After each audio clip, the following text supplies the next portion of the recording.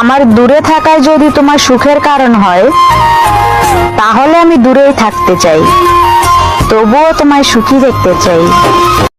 নারী কখনো স্বার্থপর বা বেঈমান হয় না।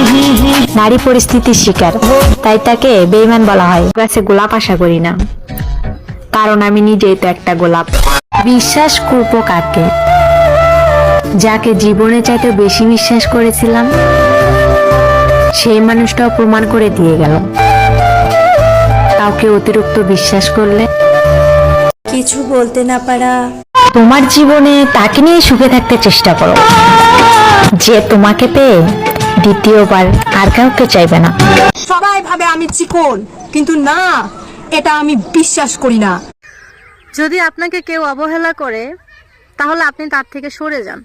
আসলে আমরা মানুষের মায়ায় যখন পড়ে যাই, তখন চাইলে হুট করে সরে আসতে পারি না।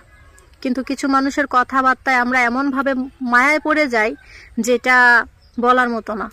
মানুষ মিষ্টি করে কথা বলতে পারে, যে মানুষ মিষ্টি করে ভালোবাসা দেখাইতে পারে, যে মানুষ অল্পতে মানুষের মন কেড়ে নিতে পারে, সেই মানুষ ভয়ানক। যে মানুষটা কতটা কষ্ট পেয়েছে। আপনি হয়তো একটা মানুষ কেমন আছে, কি করছে, খেয়েছে কিনা 24 ঘন্টার ভিতরে যদি একবারও তার কাছে ছটফট লাগে, আর হয়তো ওই মানুষটার কিছুই যায় আসে না।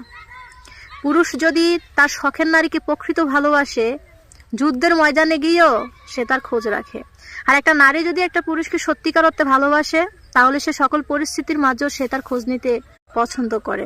ভালোবাসা সুন্দর যদি একজনের প্রতি আকৃষ্ট হয়, কিন্তু সে ভালোবাসা খুবই কুৎসিত যদি সেটা অনেকজনের উপর আকৃষ্ট হয়ে পড়ে। তা আপনাকে যদি কেউ কখনো ছেড়ে দিতে চায়, আপনাকে ছেড়ে চলে যেতে চায়, তাহলে আপনি তাকে চলে যেতে দেন। তার কারণ কি জানেন?